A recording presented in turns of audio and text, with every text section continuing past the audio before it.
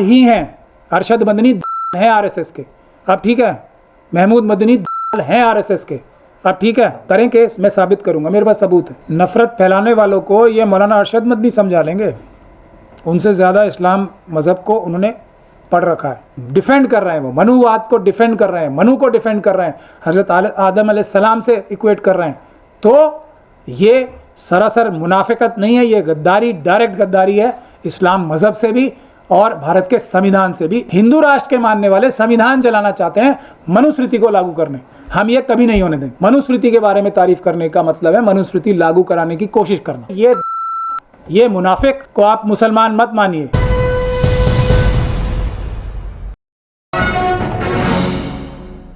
नफरत फैलाने वालों को ये मौलाना अरशद मदनी समझा लेंगे। उनसे ज़्यादा इस्लाम मज़हब को उन्होंने पढ़ रखा है। इंद्रेश कुमार जी का बयान आप कोई भी पढ़ लें, हूबहू वही बात कह रहे हैं जो मौलाना अरशद मदनी कहते हैं। इनको 5000 साल से जो कोई ना समझा पाया, अरशद मदनी समझा लेंगे उन्हें। इंसान इंसान के बराबर होता है, ये उनको 5000 साल से भारत का संविधान नहीं समझा पाया, ये अरशद मदनी अपनी भाषण देके समझा लेंगे। आपको ये बात समझ में आती है? एक ही पॉइंट था इसकी सारी जो ये मीटिंग कराई गई है, इसका सिर्फ और सिर्फ एक पॉइंट था कि मुस्लिम कम्युनिटी को खड़ा दिखाया जाए, मुस्लिम कम्युनिटी को बदनाम किया जाए, मनुस्मृति के साथ खड़ा दिखाया जाए, ताकि हमारी लड़ाई शुरू हो SC ST OBC और दूसरी माइनॉरिटी के मज़हब मानने वालों से। और कोई इस साजिश का हिस्सा नहीं है। RSS की सबसे बड़ी, मनुवादियों की सबसे बड़ी चालबाजी ये होती है कि वो बज़ाहिर कुछ दिखाते हैं और होते कुछ और हैं, उनका मकसद कुछ और होता है, दिखाते कुछ और हैं। ये भी दिखाने के लिए उन्होंने बहुत लंबा चौड़ा भाषण दिया होगा, मैंने उनका भाषण सुनना पसंद भी नहीं करता और सुनना भी नहीं चाहता। सिर्फ इतनी बात मैं जानता हूँ कि अगर मनुस्मृति को डिफेंड कर रहे हैं, वो मनुवाद को डिफेंड कर रहे हैं, मनु को डिफेंड कर रहे हैं, हज़रत आदम अलैहिस्सलाम से इक्वेट कर रहे हैं, तो ये सरासर मुनाफिकत नहीं है, ये गद्दारी, डायरेक्ट गद्दारी है इस्लाम मज़हब से भी और भारत के संविधान से भी। इसका सख्ती से मुकाबला करना चाहिए और इनको बेनकाब करना चाहिए। मैं गुजारिश करता हूँ जमीयत उलमा हिंद के सभी लोगों से जो ईमान वाले हैं, जो मज़हब इस्लाम को सही तरह से पढ़ते हैं, समझते हैं, जो भारत का संविधान पढ़ते हैं, इनको इनके पद से तुरंत हटाना चाहिए और इनके जैसे किसी भी इंसान को अपनी तंजीम का हिस्सा भी नहीं होने देना चाहिए, क्योंकि मनुवाद का मतलब है इस्लाम के डायरेक्ट खिलाफ बात कर। महमूद भाई, जब शुरुआत हुई थी जमीयत उलमा हिंद के अध्यक्ष ने, महमूद मदनी साहब ने शुरुआत की थी भाषण की अधिवेशन में, तो कहा था कि भारत हमारी मातृभूमि है और जितना ये ज़मीन मोहन भागवत का, जितना मोदी का है, उतनी ज़मीन हमारी भी है, ना 1 इंच ज़्यादा ना 1 इंच कम। शुरुआत तो अच्छी हुई थी, बवाल बाद में खड़ा हुआ। नहीं, मौलाना अरशद मदनी को मनुवाद को, मनु को हज़रत आदम अलैहिस्सलाम से और दोनों को एक ही बताने का क्या मकसद था? एक ही मकसद है, एक ही मकसद है। हिंदू राष्ट्र के लिए क्या बोलते हैं सब लोग? हिंदू राष्ट्र बनाएंगे, मनुस्मृति लागू करेंगे। हम लोग क्यों, बाबा साहब ने क्यों मनुस्मृति जलाई थी? क्योंकि उसमें मसावत नहीं थी, क्योंकि उसमें इंसान को इंसान के बराबर नहीं माना जाता। ये एक बुनियादी वजह है और वो उसी को, एक ही मुद्दा था। मैं इसलिए कह रहा हूँ ना, किसी बात में भटकने की ज़रूरत नहीं है, ये सबको पता है। ये तो भारत के संविधान ने कह रखा है ना, सब बराबर के मालिक हैं। अरशद मदनी मनुस्मृति जलाएगा। मनुस्मृति क्यों जलाएंगे हम? बाबा साहब ने जला दी वो। अब संविधान से देश चल रहा है, मनुस्मृति से नहीं चल रहा। हिंदू राष्ट्र के मानने वाले संविधान जला रहे हैं ना रोज, अलग अलग जगह पे संविधान को कंडेम कर रहे हैं। हिंदू राष्ट्र के मानने वाले संविधान जलाना चाहते हैं मनुस्मृति को लागू करने, हम ये कभी नहीं होने देंगे। सर, ये माना जा सकता है कि मदनी साहब जो हैं वो आरएसएस के लिए एजेंट के तौर पे काम कर रहे हैं? माना क्या जा सकता है? ये उसके एक के बाद एक सबूत दे रहे हैं। बाबरी मस्जिद में इन लोगों ने गद्दारी करके बाबरी मस्जिद शहीद कराई, केस ठीक से नहीं लड़ा केस, उसके बाद इन्होंने कॉम्प्रोमाइज़ करने की बातें चलाई, मिल के आए। क्या मिलने जाते हैं? ये मैं यही कह रहा हूँ ना, क्या ये 5000 साल से जो पूरी दुनिया में दो जो एक सोच है, एक ज़ायनिज़्म जो है वो सबका पैसा छीन कर अपने पास करना चाहता है, और एक मनुवाद जो है जो सबके हक छीन के अपने पास करना चाहता है। दुनिया में कोई नहीं समझा पाया इसे, ये अरशद मदनी समझा लेंगे जाके। ये जो हमारे सो कॉल्ड इंटेलेक्चुअल मुनाफिक बन रहे हैं अपने आप को, ये जाके समझा लेंगे। ये मुलाकात किससे होती है और किस एजेंडा पे होती है? किस एजेंडा पे होती है? ये लोग सब मिलके जो 90% लोग हैं उनसे तो कोई मुलाकात नहीं कर रहा। ये 1.5% 2% लोगों वालों से जाके क्या मुलाकात करनी है? किस लिए? कि हम मनुस्मृति को कैसे लागू करवाएं। एक ही पॉइंट हो सकता है इस मुलाकातों का कि हम मनुस्मृति कैसे लागू कराएं। और ना मनुस्मृति वाले कभी मनुस्मृति छोड़ने वाले हैं, ना हम लोग जो संविधान के मानने वाले हैं, जो अपने अपने मजहबों को मानने वाले हैं, हम कभी मनुस्मृति को मानने वाले नहीं हैं। तो मनुस्मृति तो अब नहीं लागू है ना, आपने कहा, तो वो कहाँ मानता है मनुस्मृति अब कोई? लागू कराने के लिए रोज तो एजिटेशन कर रहे हैं। मनु की तारीफ क्यों कर रहे हैं? आदम अलैहिस्सलाम से क्यों मिला रहे हैं? यही तो बात है। विवाद खड़ा हुआ महमूद भाई कि ओम और अल्लाह एक ही है, इस पर आपने क्या? मैं ये कह रहा हूँ ना, ये सब डाइवर्ट करने के टैक्टिक्स है। एक ही पॉइंट था, जिस चीज़ की सुपारी मिली थी वो मनु, जिस चीज़ की सुपारी मिली थी मनुस्मृति लागू कराना। क्यों? क्योंकि ये हिंदू राष्ट्र बनाने का सबसे बड़ा ये एक फुट सोल्जर्स हैं। मनुस्मृति के बारे में तारीफ करने का मतलब है मनुस्मृति लागू कराने की कोशिश करना। तो ये इसमें बिल्कुल भी हमें डाइवर्ट नहीं होना है। जमीयत का जो ये अधिवेशन हुआ है 34वां, इसको आप कैसे देखते हैं? क्योंकि 9 साल 8 साल 9 साल बाद ये अधिवेशन हुआ है, इतने बड़े पैमाने पर लाखों की संख्या में मुसलमान जमा किए गए, 2024 का चुनाव भी करीब है, आप कैसे देखते हैं इस अधिवेशन को?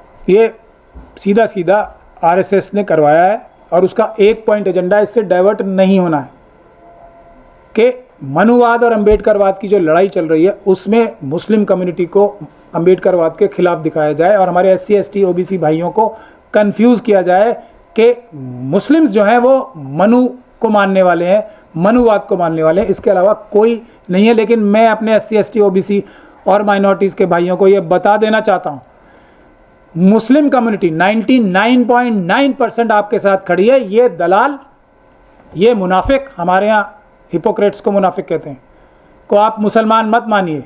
हम सब जितने भी मजलूम हैं एक साथ हैं। ये दलाल ना पहले कभी ये सब कम्युनिटीज़ में, शेड्यूल कास्ट में भी हैं दलाल, शेड्यूल कम्युनिटी में भी बड़े जो लीडर्स हैं वो दलाल हैं। ये सब दलाल हर कम्युनिटी में हैं।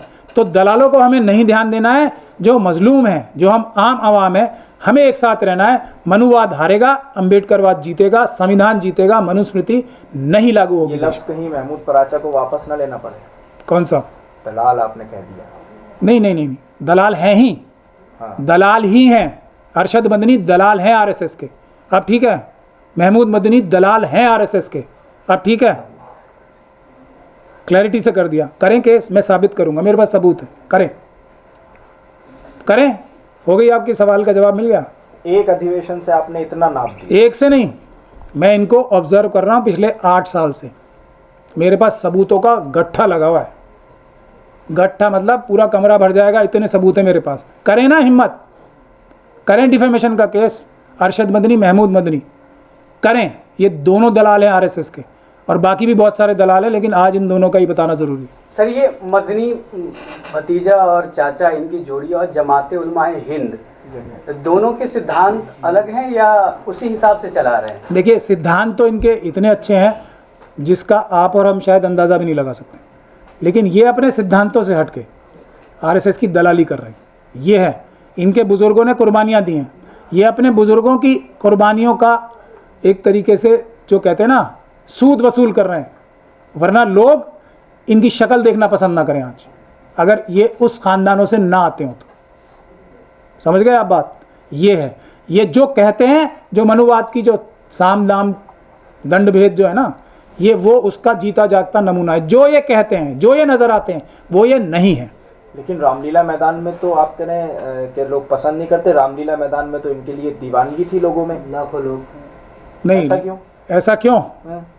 ऐसा तो अभी मैं आपको क्या बताऊं, लेटेस्ट एग्जांपल तो वही है ना, क्या नाम है वो नए लेटेस्ट बाबा जो है, क्या नाम है उसका?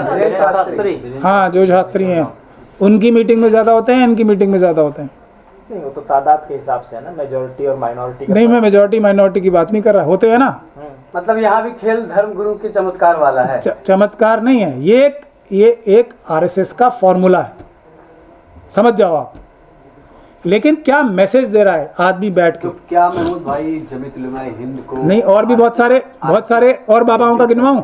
जो एक बाबा है रामदेव, है ना बाबा, वो भी, उसके कितने फॉलोअर्स हैं? इनसे तो बहुत ज़्यादा है ना। वो क्या फ्रॉड कर रहे हैं, वो आप पूरी दुनिया को पता है। अडानी की तरह वो भी जाने वाले हैं, उनका भी यही खेल है पैसे का सबूत खेल। भी है आपके पास। मैं कह रहा हूँ ना, डिफेमेशन करे मेरे खिलाफ, रामदेव करे, रामदेव के भी बहुत सारे सबूत हैं मेरे खिलाफ, करे। अमित शाह साहब तो कर नहीं रहे, ये करेंगे। रेड करवा दी लेकिन। करवा दी ना, क्या हुआ अंजाम? ईमान पक्का था ना, संविधान पे भरोसा था ना, कानूनी हिसाब से आज बैकफुट पे कौन है? मैं डर रहा हूँ। यही सवाल आप सबसे करें। मैं ईडी से, स्पेशल सेल से, एनआईए से, मर्डर से डर रहा हूँ। डर क्यों नहीं लगता आपको? क्योंकि मैं एक मुसलमान बनने की कोशिश कर रहा हूँ, सिर्फ कोशिश कर रहा हूँ, सच्चा मुसलमान। सच्चा मुसलमान बनने की कोशिश कर रहा हूँ सिर्फ। सच्चा लेकिन मुसलमान आप आपके उस लिए बात कौन है? पर क्यों नहीं आ रहे जो पहले दिन मौलाना महमूद मदनी ने कही क्या? कि जितना ये मुल्क मोहन भागवत का है, जितना ये मुल्क मोदी का है, उतना ही महमूद का भी है। तो मुसलमानों को कम ना समझा जाए, बराबरी का बिल्कुल पूरा हिस्सा है, ना कि 1 इंच कम है ना 1 इंच ज्यादा। तो ये महमूद- आप मनु की बात पर तो ला रहे हैं पूरे मुद्दे को, लेकिन बाकी जो सारी बातें हैं उनको क्यों छोड़ रहे हैं आप? मैं कहाँ छोड़ रहा हूँ? वो उनको कहने से हो गया क्या, या बाबा साहब के संविधान से हुआ है? नहीं, लेकिन मुसलमान इस चीज का इंतजार तो करते हैं ना कि हमारे किसी बड़े लीडर की तरफ से कुछ बयान ऐसा है, तो वो आ गया, अब क्या चाहिए? नहीं तो अब क्या फ़ायदा हो गया इससे, ये बताओ मुझे। ये बयान उनके कहने की ज़रूरत है? संविधान में लिखा है। तो हर मुसलमान को संविधान तो हम भी पढ़ा रहे हैं ना, सब पढ़ा रहे हैं, सब पढ़ते भी हैं। घर वापसी की बात हो रही थी ना मुसलमानों की, उसका घर- जवाब दे दिया उन्होंने। घर वापसी की बात देखो आप, घर वापसी किसकी कराएंगे, कहाँ कराएंगे? घर वापसी सबकी हो चुकी है। यही उन्होंने भी कहा। हाँ, हो चुकी है ना। जब भारत का संविधान बन गया, सबको आज़ादी मिल गई अपने अपने घरों में रहने की। किसी भी घर में कोई भी, एक अकेला आदमी भी है ना, वो भी अपना मजहब बना सकता है। ये आज़ादी भारत के संविधान ने दे दी। ये महमूद मदनी बताएंगे, दलाल। ये इनके बताने की ज़रूरत है? ये भारत का संविधान में लिखा हुआ है। ये क्या बता के, अब ये जाके क्या मोहन भागवत के खिलाफ, मैं सबूत देता हूँ, ये मैं ऑफर दे रहा हूँ ना। अगर ये दलाल नहीं है, मैंने इनको ये पहले भी ऑफर दी थी, अगर ये दलाल नहीं है तो क्या मोहन भागवत जी और आरएसएस के खिलाफ और अमित शाह साहब के खिलाफ केस करेंगे? ये फाइल मैं करूँगा, फ्री ऑफ कॉस्ट करूँगा। बता, करेंगे? करेंगे? सर आप अगर ये दलाल नहीं है तो इस बात का जवाब दें कि इनके वकील, जो ये झूठे मुकदमों में फंसाए जाते हैं मुस्लिम नौजवान, इनके वकील को रिकमेंड पुलिस क्यों करती है, एनआईए क्यों करती है? जो वकीलों की तनख्वाह या पैसे फिर ये देते हैं, इसका जवाब देंगे? ये मैं शुरुआत करूँगा तो पूरी सारे इशू डाइवर्ट हो जाएगा। इनकी दलाली के, इनकी चोरी के, इनकी देशद्रोह के मेरे पास कमरे भरे हुए हैं, इनके सबूतों के। फिक्र ना करें आप, वक्त आने पे सब दिखाऊंगा। ये सिर्फ तंजीमें ख़राब ना हो जाएं, क्योंकि तंजीम ये देश की एक विरासत है, इनकी तंजीम है।